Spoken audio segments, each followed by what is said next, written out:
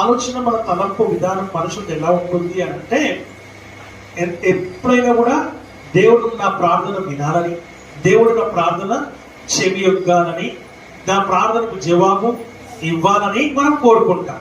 ఇది మానవ సహజం. ఒక విశ్వాసగా మనం కోరుకునేది మనం కోరుకుంటాం. అందులో వింతేం లేదు. అక్కడ అందరూ కోరుకునేది, ఇది అందరూ కోరుకునేది. కానీ అందులో ఎవరో ఒక్కరో ఉంటారు, ప్రభువా నేను పాపిని,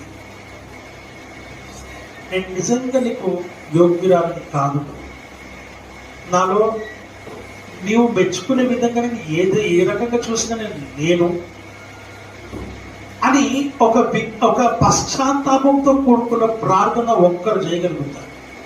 దేవుడు అక్కడ కనెక్ట్ అవుతారు. ఆమేన్, హల్లెలూయా. దేవుడు అక్కడ కనెక్ట్ అవుతాడు. దేవుడు అక్కడ నీ విజ్ఞాపన, నీ విన్నపము, నీ ప్రార్థన దేవుడు మన్నించగలుగుతాడు. ఆ ప్రార్థన, అలాంటి ప్రార్థన ఏదో ఒకటి దేవుడిని ఆకర్షిస్తుంది. అది నువ్వు ఆకర్షించావు.